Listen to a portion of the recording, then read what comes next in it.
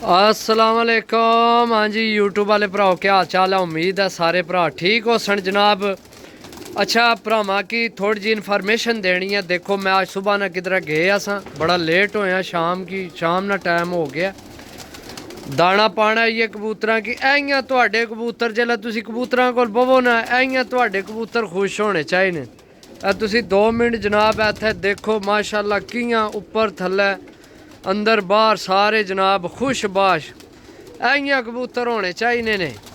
इं कबूतर रहने चाहिए ने। ऐ समझो बिल्कुल हेल्दी एक्टिव है। इं कबूतर होना चाहिए दाने तू पहला जनाब। सही है।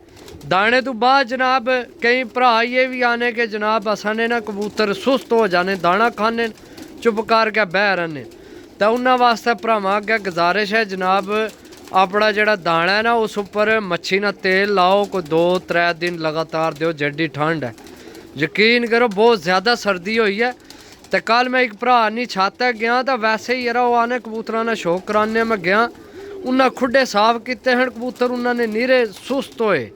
सही है। तो खुडे आइए नहीं साफ करने भरावो, आइए गत्ते लगे रहन दे। अंदरों देख लो बंद ने खुडे आइए। सही है। गत्ते लगे न अंदर बाहर, आइए तुसा गत्ते शत्ते दे के रखने ने। आइए खुडे साफ नहीं करने क्योंकि बिठा नहीं हीट होनी है। तो इन्होंने वास्ते हीट ज़रूरी है। ठंड बहुत ज़्यादा हद तो ज़्यादा तुहानू पता है। हूँ शाम तो बाद ना बहुत ज़्यादा फर्क है। ये धुप्पां लगनियां ने, दिहाड़ी कोई धुप्प लगनी है, लेकिन उस तरह आइए भी मौसम नहीं सही चेंज होया। तो भाई कबूतरा ना ख्याल रखो। यही तुहाड़ी इज्जत बचाने वाली चीज़ां सही है, इन्हों ख्याल रखो, चेक करो। सही है।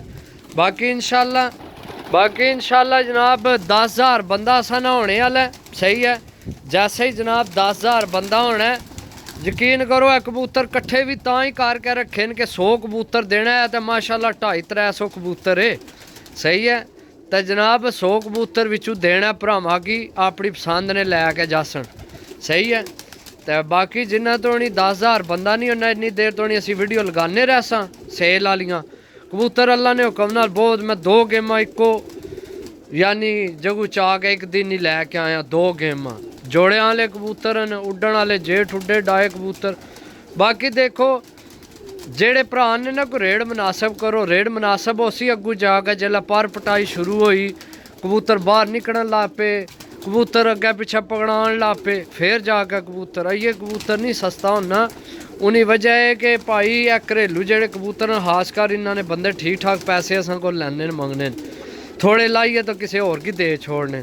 तो हर बंदा जेड़ा कारोबार करना उसनी लालच होनी है कि वो आपू माल चावे भावें महंगा चावे ताकि उसना कस्टमर कोई खराब ना हो, भरा कोई जाया ना जाए कि जेड़ा नाराज़ ना हो कि असां को कबूतर नहीं लभे। सही इस गल्ला साड़ी मजबूरी है कबूतर चाह के आने। बाकी इंशाल्लाह भरावां की राजी कसा सारियां कसरां कढ़ासां अल्लाह ने हुक्म नाल, टेंशन नहीं लैनी। भुआं च पिजने होने टेंशन तो लैनी नहीं ना भराओ। ओके अल्लाह हाफिज़।